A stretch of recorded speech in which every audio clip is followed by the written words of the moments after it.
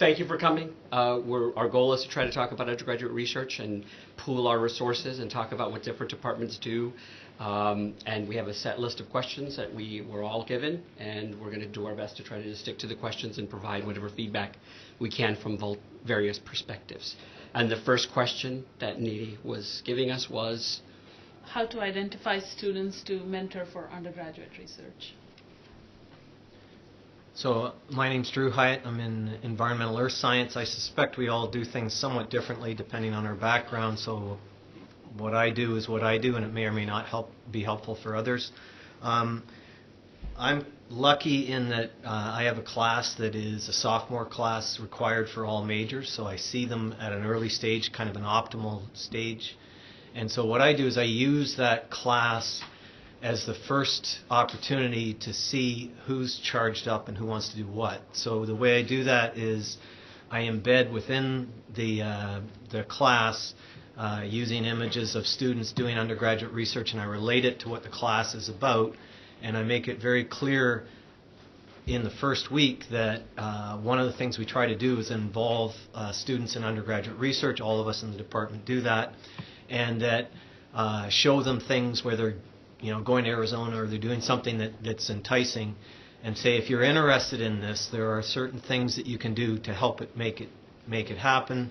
Number one is we can't do this for everybody, so we're looking for really strong students, and we identify the those people that come to class, take notes, because none of this generation takes notes, and go and talk to the professor. So I'm basically trying to get them to show the interest, and always you get a few that come back after, and then so that's a way to see who's interested. Then always wait for some assignments, especially to see how they write, because that's the hardest thing to get them to do well. And then it's a matter of getting just nurturing that interest and involving lab activities where we do research-like things. So those are some of what I do. And because I never remember anything, I made notes if anybody wants these, what I do, but it may not work for you. Well, I am Imna Arroyo from the Art and Art History Department, one of the many names we have. In the art department, we're a little bit different because we have the studio art and the digital art and design, and we do it a little bit different in that sense. That the art historians do most of the research. Usually our seniors are engaged in the conference, and we use the conference as a way for the students use that venue to present their research. So it is mandatory for them to be part of this process. And that's the way they get evaluated, because the school provides this wonderful venue for them. In the studio and digital art and design, we decided not to engage the senior students because they do the senior art project, exhibition that is at the ACAS Gallery. So for us, we engage the sophomores and the juniors, so that they can, early in their educational career, they start getting involved in the issues of presenting their work publicly, how to frame it, how to talk about their work. So we use the exhibition space for that purpose. Okay. Hi, I'm Terry Tolles-Patkin from the Communication Department. And I think we have a lot of similarities in that many of our students are on the more artistic side. They're making videos and so forth. And then others are more on a humanities, social science side. And a lot of what I do is remedial research, in the sense that they're terrified of research. I had a little focus group with some students last fall. And I asked questions like, what do you think of when you hear the phrase undergraduate research? And scary, intimidating, not something I can do, something that scientists like. And so I've been trying to use words that are less threatening, like project and exploration, and I'm trying to sneak in the back door in hopes of getting some more enthusiasm. Hi, I'm Neeti Pandey in Business Administration. I've only been here for 3 years, so it was a nice introduction to undergraduate research in the liberal arts discipline. My experience has been that for us, a lot of the potential can be found through our advising process, because we see our advisees a lot, and typically it's the same narrative that it's not something to be scared of, and how do we visualize the coursework that our students do in their classes or in their independent studies, and present that as applied research, because there's sort of a dichotomy in our discipline where you have theoretical research, which is what most researchers do, and then you have the students who are trying to get jobs or trying to get a professional degree and impress their employers. So being able to tell them about the value proposition of building the skills that undergraduate research gives them that would differentiate them on the job market, and to encourage them to start thinking about what they do in their courses, the mini projects that they do in class, and how they can position that as applied research. That's been how I've been talking to my students. But again, sophomore year is usually a good time to start because you've advised them at least for 1 or 2 semesters or had them in your classes, and those are the students that I've been able to identify. The students who come up and ask questions about what you're teaching or what you're researching on that show some of that interest. So really 2 ways of identifying students and that I've experienced. And I will just add that from the psychology department, what we have a 4-course research sequence, and the goal is to try to, the big word from the Council of Undergraduate Research is to use scaffolding to start undergraduate research as soon as possible. So we have an introduction to the major class that we're planning on adding a research lab to, so that they're going to start off by learning about psychology as a major, but also have some lab components to teach them and get their feet wet with research before they jump into statistics and research methods. We're also starting a summer research institute where we've inviting the best, brightest freshmen, sophomores to engage in a summer institute where they'll do some hands-on research with a rotating theme each summer. So it's a specific summer program for the psychology majors, and that'll be starting. From the undergraduate research side, we're planning on starting an undergraduate research club, because some of the funds are always tight, and some undergraduate research clubs can actually get more money from BAM than they can from departmental budgets or from honor societies. So the goal for that club is to actually start getting students aware of undergraduate research and what the outcomes are long term by using the club and allowing them to access some funds to maybe attend some conferences a little bit earlier on. So that's where we're moving with all of that. I think moving forward as well, the research, the joint conference, the CREATE conference is starting April 17th and 18th, is a great entry point for students to get aware of the kind of research done across the campus so that everyone sees what everyone is doing. And I think that's a great incentive for students to start looking at what we do and get excited about research moving forward. I would like to add that one of the things that we experience is it's better to integrate it into the curriculum. That way, the students believe that this is a great way of distinguishing themselves within the program. If you also start thinking about that, it is an honor to be part, to be selected, then they work towards that. So you have to build the incentives. I would just add also on the on-campus conferences, I'll commonly have a small writing assignment where they go and they review whatever they want at either of the conferences, now one conference. And I think that gets some kids going that wouldn't otherwise go, and they think, hey, maybe I can do this as well. And so I always kind of enjoy that. Any questions about that particular? I think so we don't have to backpedal. We're all right with that? What was the next question? Could I just ask, I think it's relevant to the question you were just speaking to. So what is the goal, what is your goal in terms of numbers of students? Because that always comes up for us. You know, I mean, obviously, well, I say obviously, but we identify really top students to work with us. But I'm always wondering, is the goal eventually to have all students become researchers, or what percentage of the students are the target? Those kind of questions. I don't know if anyone. I can touch on one of them, which is from the CUR, from the Council of Undergraduate Research. There's a push to identify minority students who seem to benefit the most from experiential learning. So it's kind of a weird awkward situation that we're in, because they're the ones who can benefit the most as far as retention and actually application. But we usually put some hoops in their way that they have to have a certain GPA to get these experiences. But moving forward, a lot of the other COPLAC schools are moving towards an experiential learning office, which is, because undergraduate research is just one of many of the high impact practices, global field courses. So to try to get that in one location so students can start looking at that in the freshman year and have one place to go.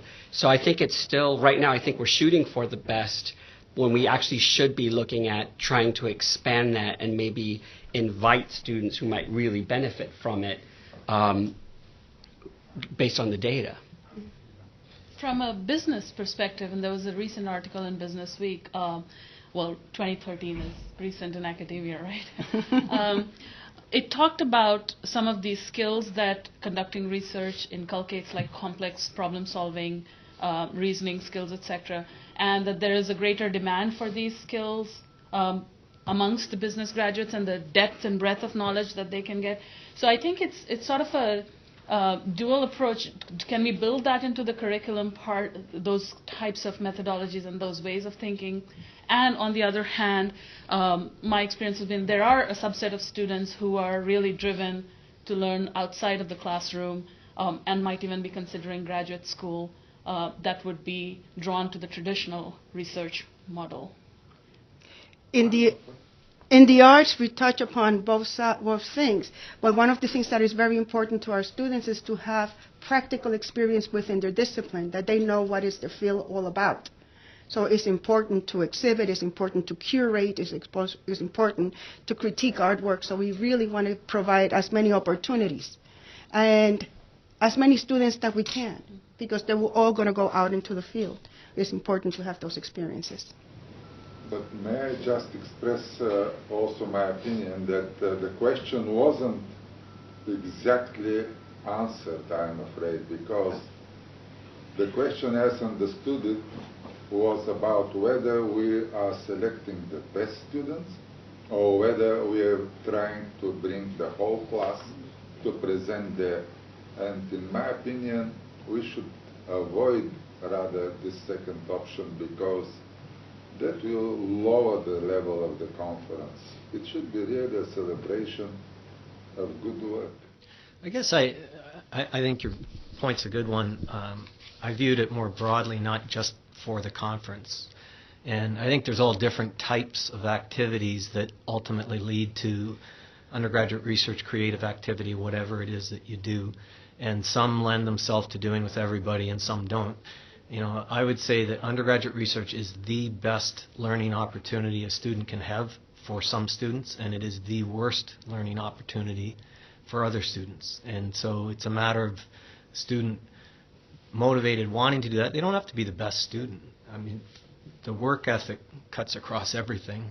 And so I think you just be selective and build the scaffolding in classes, research light, whatever you want to call it, to get those skill sets. And then the people that all of a sudden get turned on, they can do so much more than they realize once it's turning them on that gets that going. I agree with you. Next moderator. Yep. Next question. I'm relying on Needy. Oh, Yeah? I think it had to do with how we would recruit for the conference.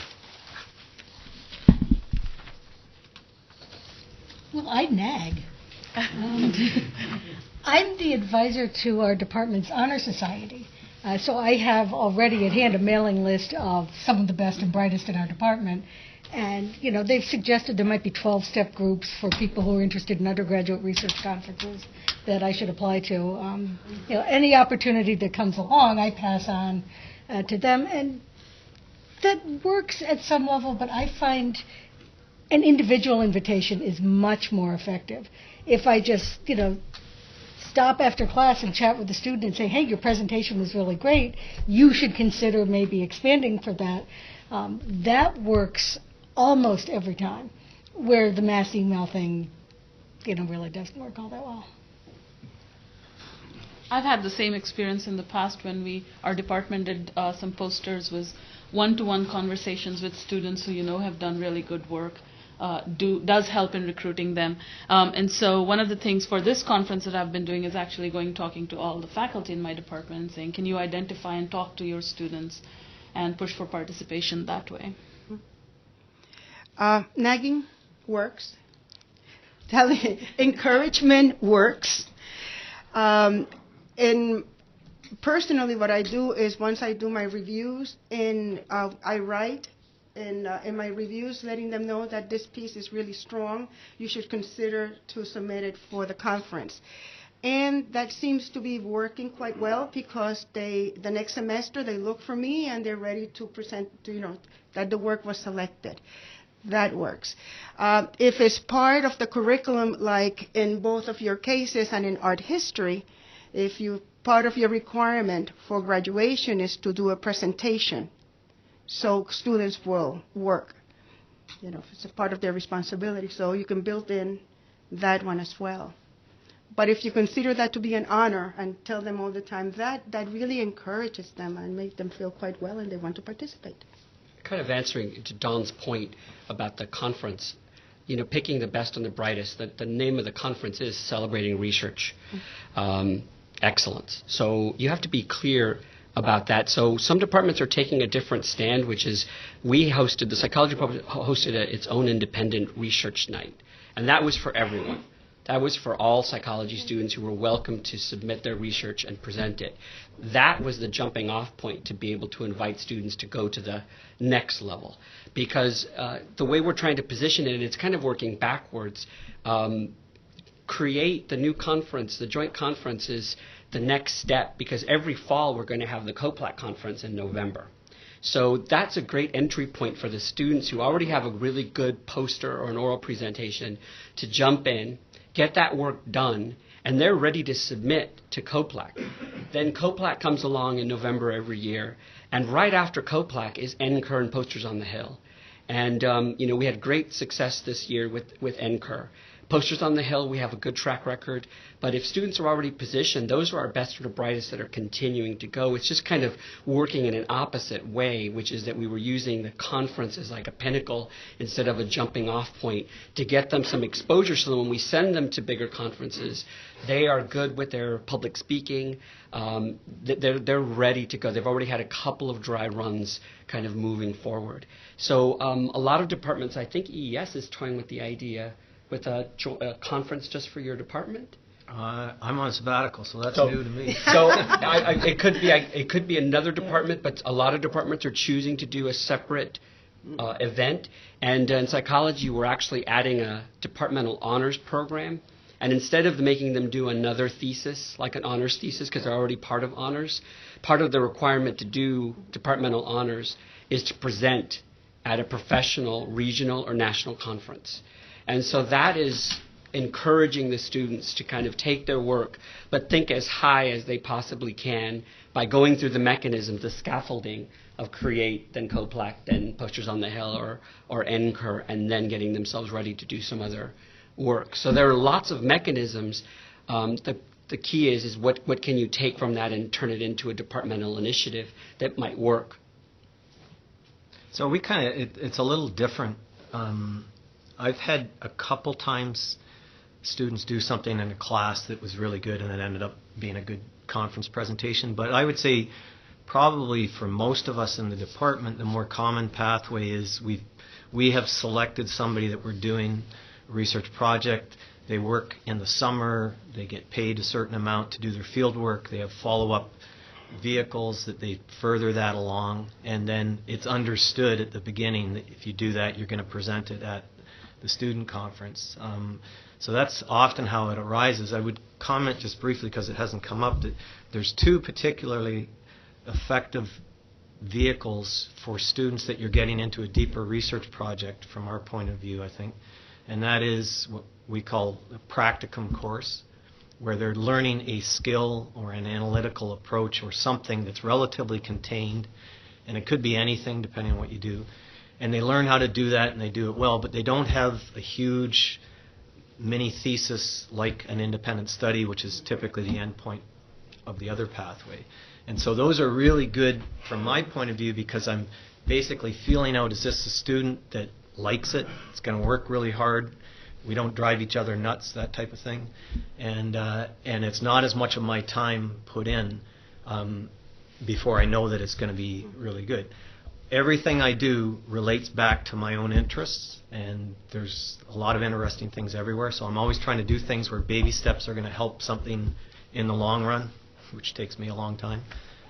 So anyways, my point is, I'm not sure it's recruiting for the conference because it's understood they're going to do the conference, but it starts a lot earlier by getting them involved with a longer-term project. First, in sophomore year, testing them out with a practicum, and then in junior year, those ones that want to stay with you and have learned that skill, now you can get them into this bigger project, and you don't have to teach them all that because they already know the first part.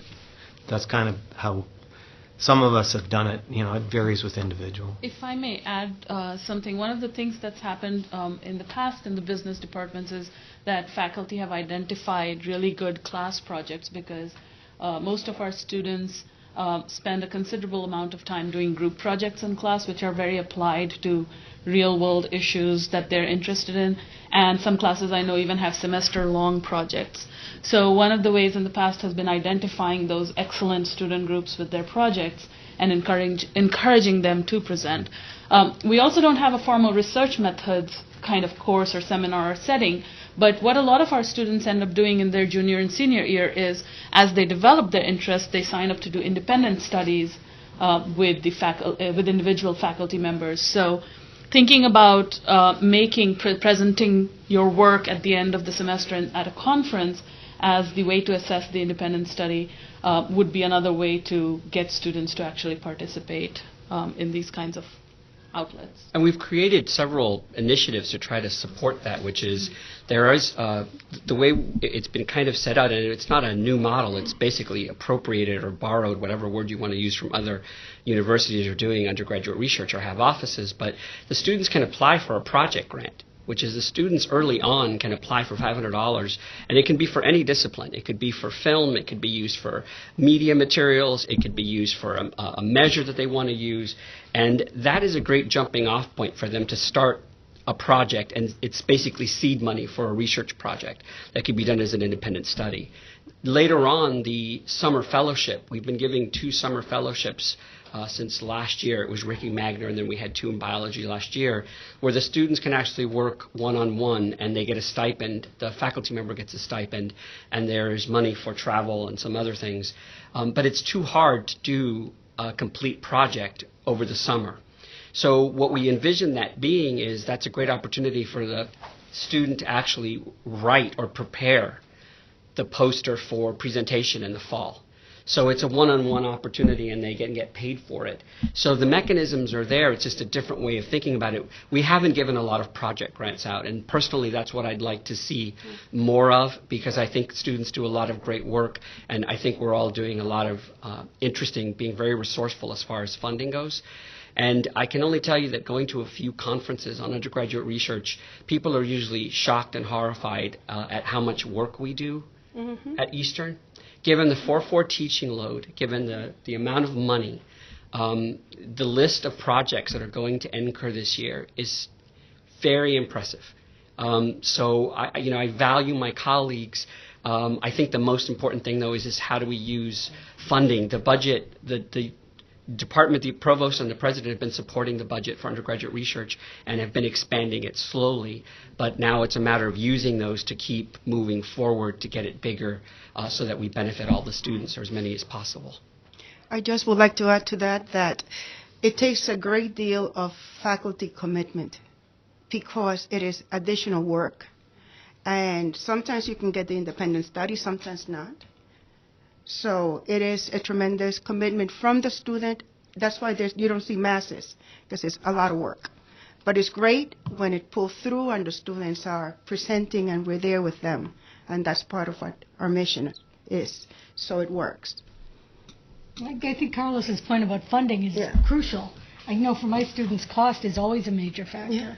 And a lot of students have chosen not to apply for off-campus opportunities because they were afraid they'd have to pay the full cost. And, anything we can do to help ease that, I think, would be a definite benefit for the students. Any questions about that question in particular? I would just add on the cost and paying them, and this works well for me and maybe not for others, but because it's field-based, I do a very short, intense field data collection at the first 2 weeks of the summer so that students can get a job for the rest of the summer, and it's easier for them to juggle that. And if I get a grant, I pay them $12 an hour because they're not flipping burgers. And but it's a short, intense part. I'm with them 100% of the time because there's safety issues and it's fun. And then that way they can work somewhere else. I don't want a student for the whole summer. It's nope. And he just triggered. It's a lot of work. He just triggered something that just reminded me that there are two other goals that I would have for us as at Eastern for our students is the number of students who are applying to National Science Foundation REUs. You know, they get paid good money to go and study at another campus with an expert in their field. And they wouldn't have to work. They get paid for this. There are REUs available. Right now, actually, is the deadline. We're just not aware, but around February is the time that students can apply. There are REUs in all different types of fields. Some of them are general, some of them are very specific. But the students benefit. One student from EES, Mackenzie Fannin, went and did a project in New Mexico and then ended up presenting, and NSF funded her to present at an international conference. And it was a great experience for her to learn more about her area. So REUs are great, but also we're trying to increase the number of students applying to Fulbright research experiences, so international research topics. We do have an office and a person, Julia Delap, works with trying to help students prepare those applications and get them to move forward. So that it's more than just preparing them for the conference. Mm-hmm. The conference is a step to many conferences, but most of all, if they could take that and parlay that into an NSF REU or something bigger, would be ideal in their junior or senior years. I just want to mention one thing regarding funds. Carlos already know. Actually, two of my students, they did a project and they were selected for this NCUR. And the university will support only one student. And it was really hard for me to pick one student because I encouraged both of them and both of them worked equally hard. And it was not an easy project. They worked overtime. They worked hard and finally the paper got accepted and they were so excited. But at the end, I'm not excited because one of them is funded. So I'm looking for funds for the other student. I don't know if some of you could direct me, where can I get funds for the other student? Well, that's a separate issue because even if there were funds, we couldn't include them. You know, it's a logistical issue. You know, we're talking about travel with 14 students, and that there's no more space available on the flights or hotel rooms. So it isn't just a funding issue. The funds, I think Terry can speak to this. Terry's had students at NCUR every year, but we've never fully funded, ever. And we're fully funding 13 students.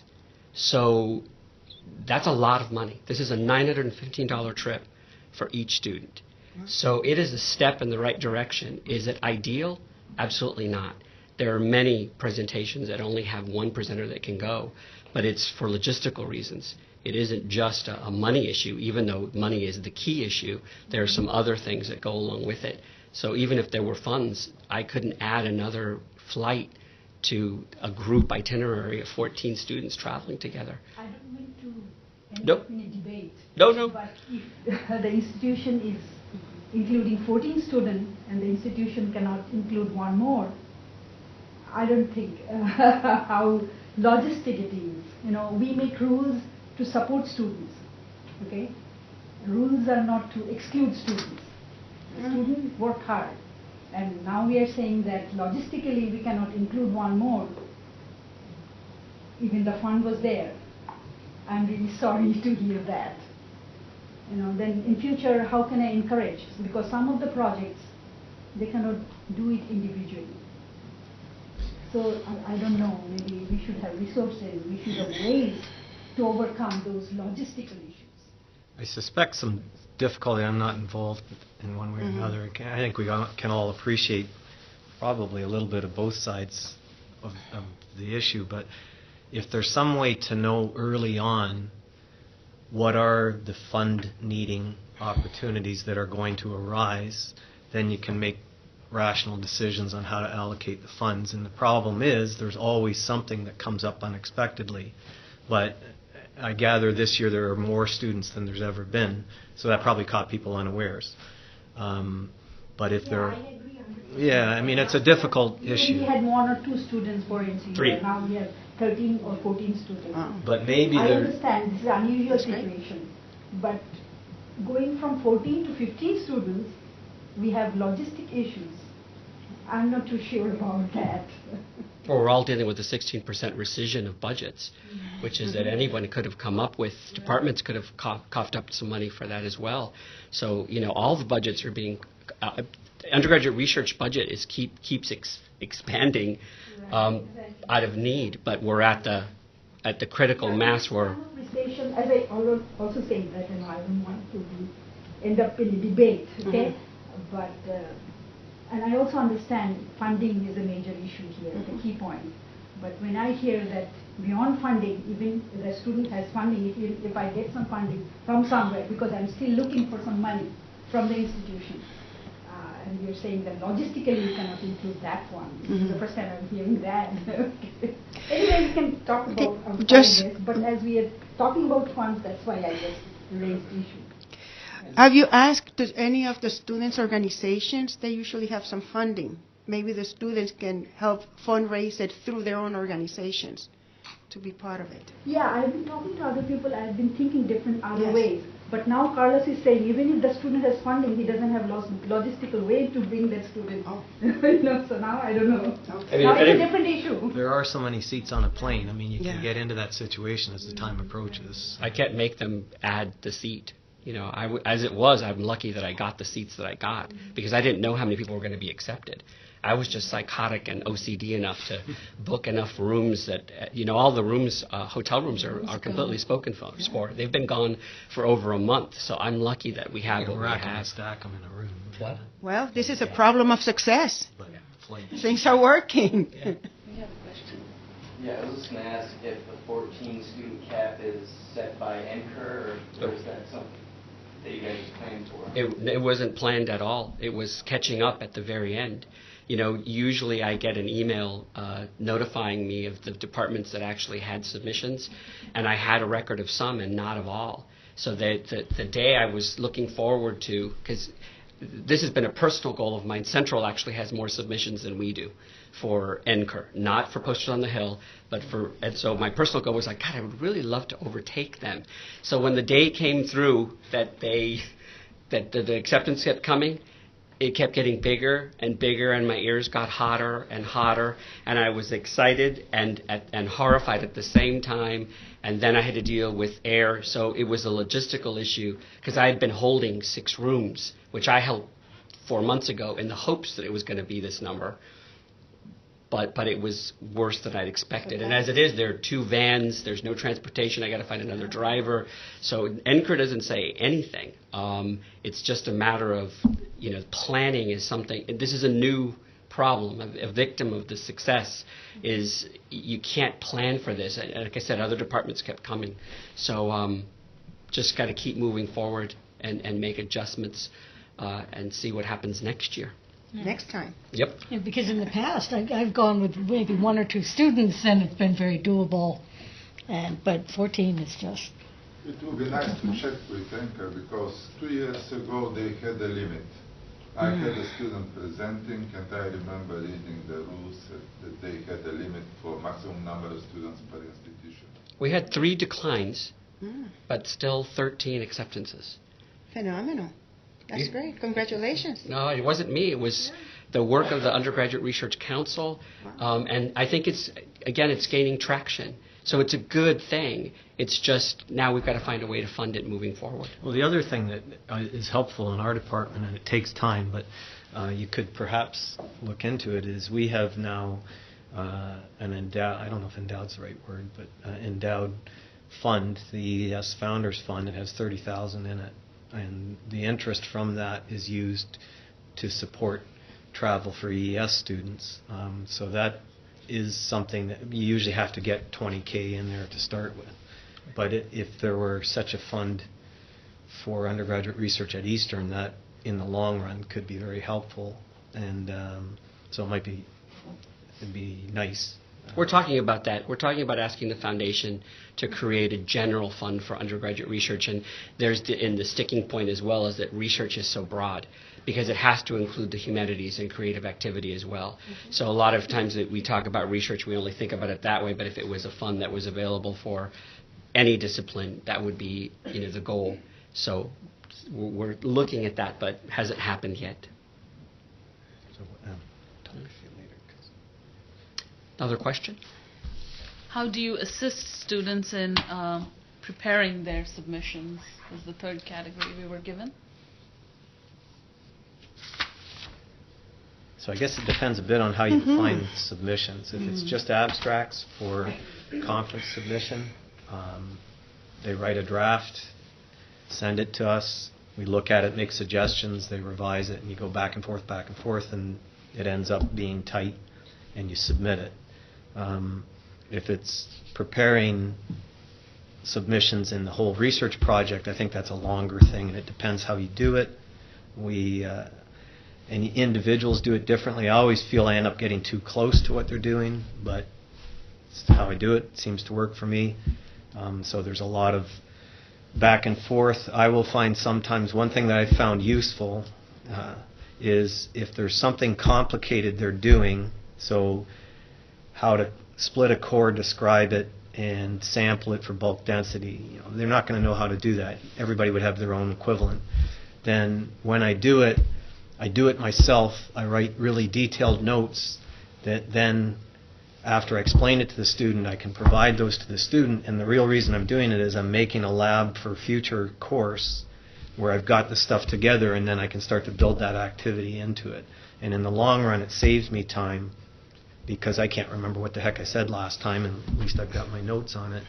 So that's something that I do. I find it helps. It's not quick, but it's useful. How do we prepare the students? Well, as we engaging them in the process of the mentorship, you have to follow through. For example, I've seen presentations for the performing arts that they've been working in those kids all along. So they polish them but you have to have it. The professor have to be there in the process of that mentorship, like you're saying, Drew, that you are totally involved, and the professor have to be totally involved to make it happen. I think this is really a three-part question. And there's informational support. What is the standard in the field? How do you write an abstract? Explain to me how to use SPSS. There's emotional support, which I think is critical throughout the whole process.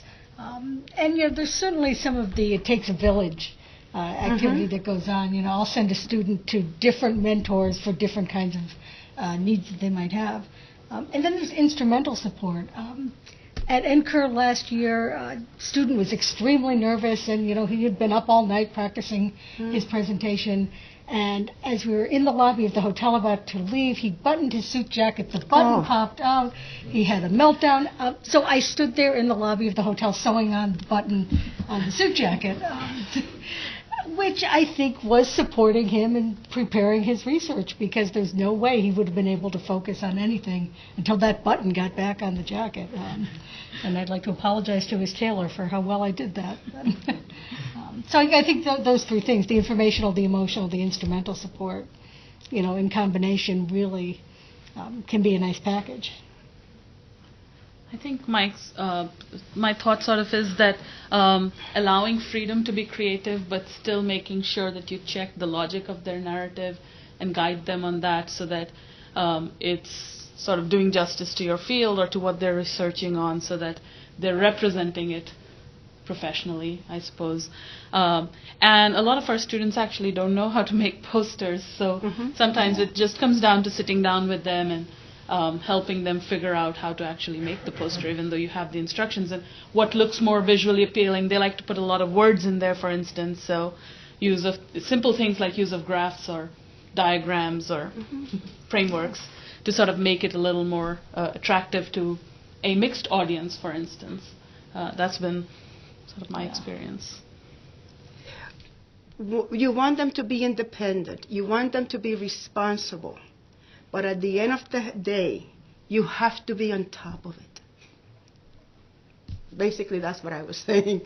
It is, you have to be paying attention and bringing them in and instructing. One of the hopes of the Undergraduate Research Club is to give students an opportunity to practice presentations, which is that there would be an opportunity for them to see other students presenting and let them have a dry run at their posters and look at other posters and to learn from each other, because it provides a leadership opportunity for those who've already done it to kind of show what their posters were, because we can tell them anything that we want, you're going to be fine, they're not going to ask any bad questions, but from another student who's already experienced it, telling them, nothing bad happened, these are the kinds of questions I got, this is what you should do. So that is the hope, is to connect students with each other as well, would be a long-term goal. The other part also is bringing the students that are not presenting, being part of it and come and support, because it is through the process of seeing the other ones perform that they become inspired, that they too want to participate. So you need to build that other audience. Which was the question? The last That was and the fourth question is actually related. How do you actually prepare them to present on the day, on the actual day?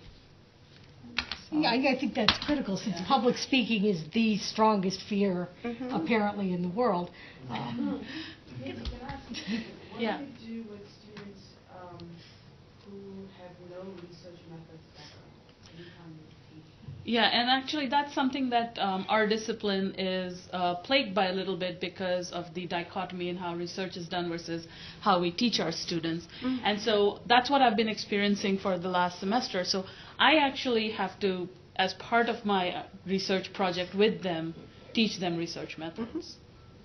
And so it sort of circles back to Jeffrey's question, to the first issue we talked about, is you do have to be selective if that's the kind of work you're putting in, where you're actually grooming them in research methodology and into thinking beyond what the classrooms would. You can't do that with all students.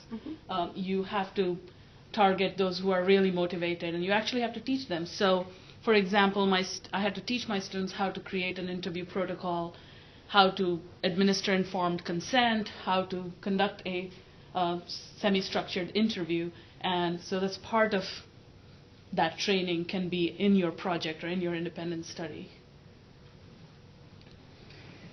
I just want to comment that what we do is we pick students who major in psychology.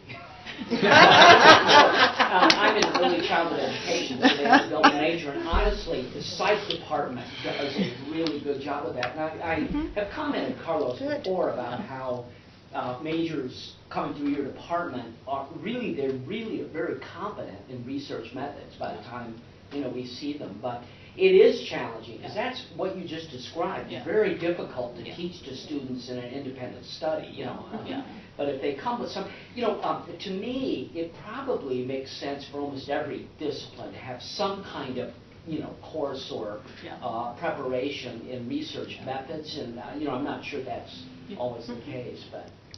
Kerr. Do that if your target is not, as you were saying initially, that a broader audience of students who come out of the process, so you can't incorporate that sort of thing with just a few students. The Kerr recommends, and some programs have actually done it, where they have a class that is called research or discovery across all disciplines. The problem logistically of that, and I love the idea of it, but that's a very much a team-taught class, and to get everyone, because everyone has a week or two, it has to be hands-on. It can't just be so ambiguous. So that is something. It's the scaffolding piece. So even though we're happy, the department's happy, and thank you for the compliment, we're still not happy with where we're at. We still want to get better and further, which is why we're integrating that summer institute earlier and even adding another experience to try to prime a little sooner. The tricky part is trying to figure out how to do that for all departments. And be judicious use of 4-credit classes, I think, is important, because ideally research methods lends itself to that fourth contact hour of writing and hands-on. But the whole word of discovery and trying to teach research methods and just creative thinking is a separate piece that there's a push to do. We could try to do it as part of first-year experience, but even that isn't going to lend itself. So it is a goal. It's just within the structure that we have, it's poses some interesting questions which I don't have an answer for yet.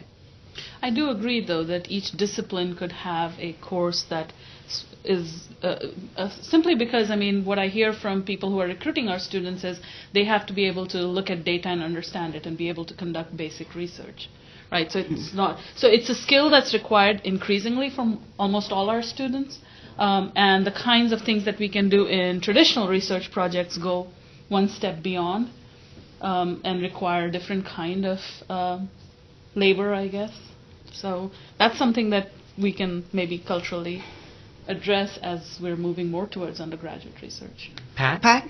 I wanted to ask a question because research means different things in different fields, and you know, some of what you're talking about is very hands-on, you know, Drew with the course and all of that, and for some departments there's more involved in literature searches in the discipline, and psychology does the most interlibrary loan of any department on campus. But, you know, the library does offer the possibility of a librarian for that field to come in and work on that part of the research process if it's relevant to what your students are doing.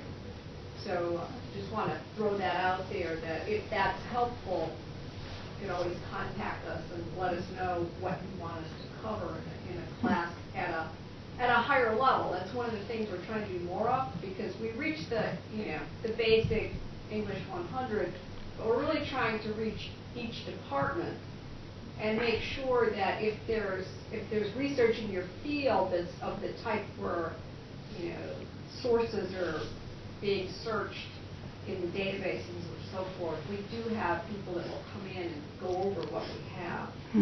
So to the extent that that's helpful, I'm willing to offer that. Thank you. I just wanted to add that in the art department we have a course called Museum Studies. So there's a great deal of and it's cross-disciplinary. So the studio artists also have to go through that course. So some of the writing and the research come from that. That's really a nice support, nice base. I think most of the things, I mean, the only little one, if I have a student doing a presentation and they're at the stage where they got the poster done, I think there's things that can help you get to that stage, but you know, everybody is nervous. What I always tell them, because I think it's true, is you know, whenever you do it the first time, it's going to suck. It's going to suck less the second time, and less after that. So get the sucking over with, and just you got to practice it. Do it for your parents, your significant other, because they're going to have to be polite and listen, and they're smart people. And once you've done it and you feel comfortable, do it 3 more times, and then you're ready. And there's no magic bullet. You just got to put the time in. I require students to do a presentation in front of a class that they're not enrolled in. And I have the class members then give them feedback, you know, something they thought was a strong point, something that could be improved. And I've had students actually volunteer to come back and do it 2 or 3 more times based on that feedback.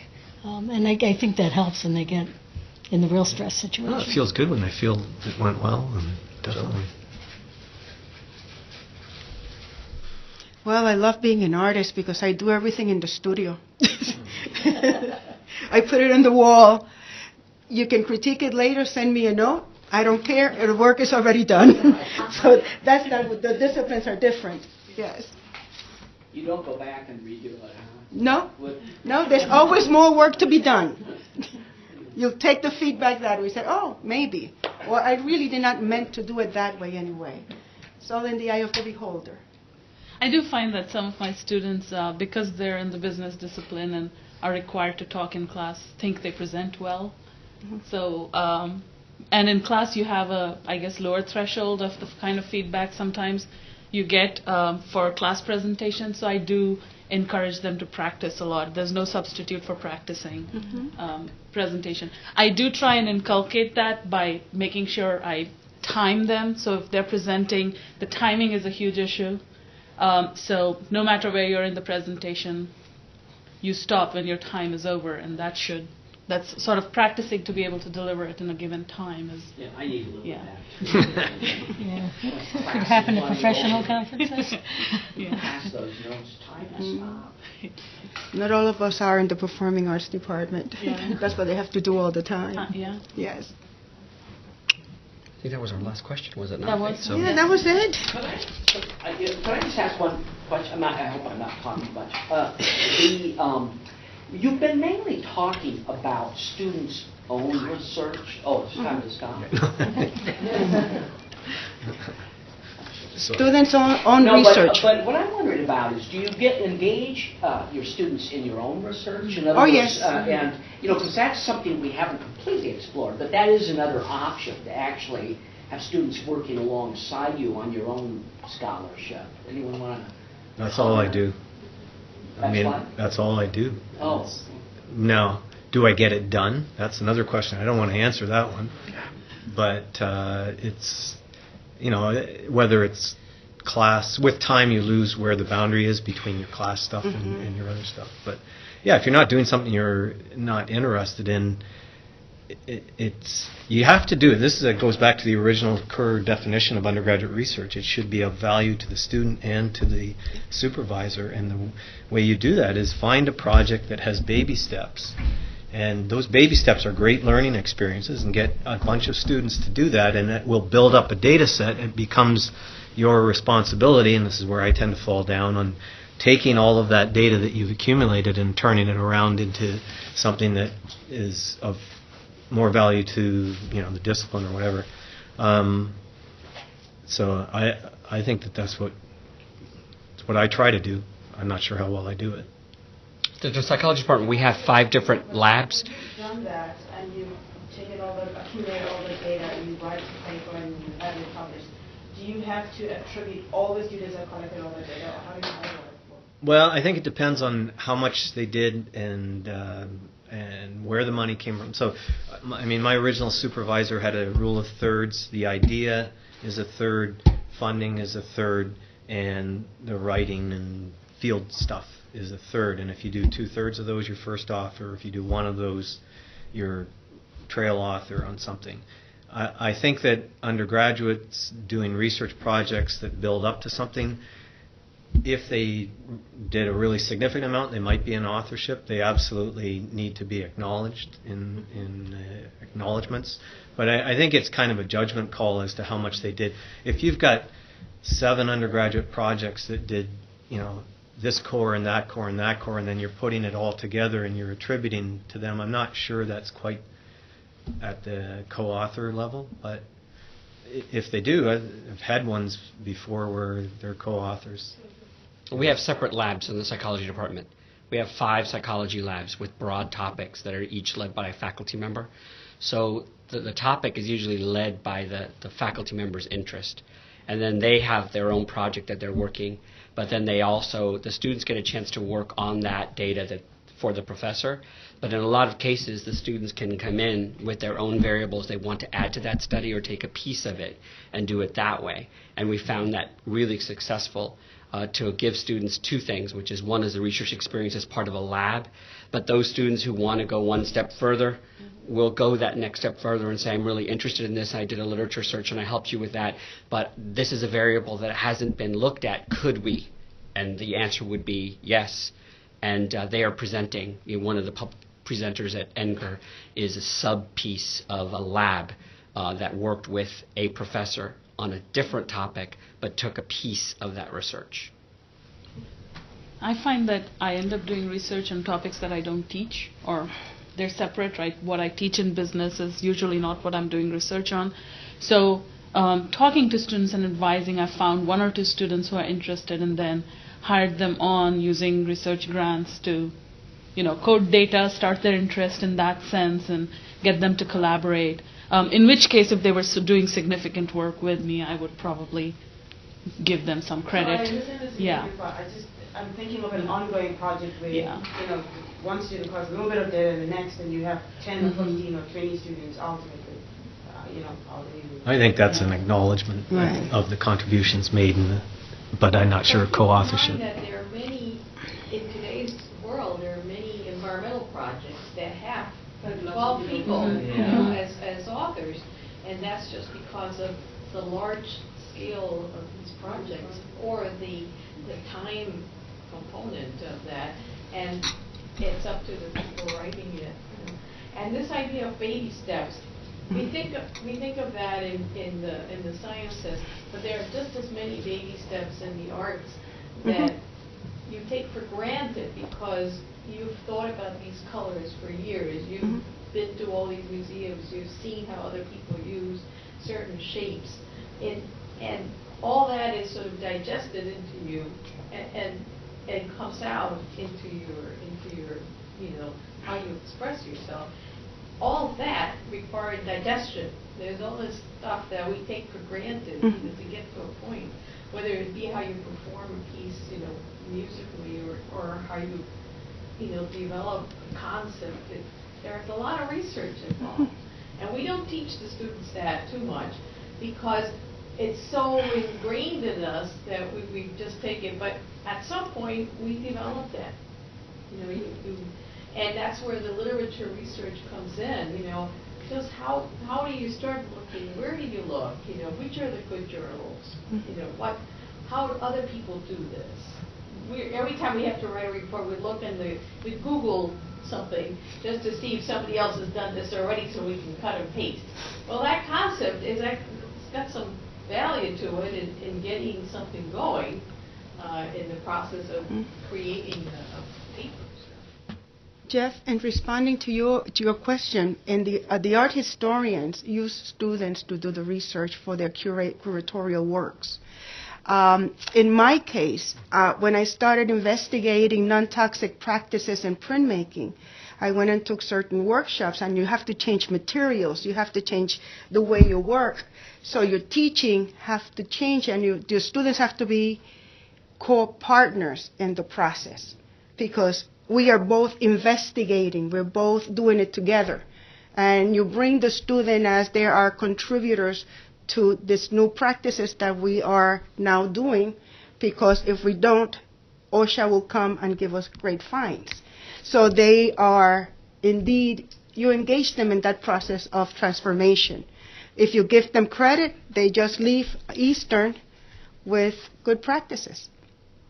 And that makes them employable, because now people want new practices, new way within the, you know, to work within the discipline.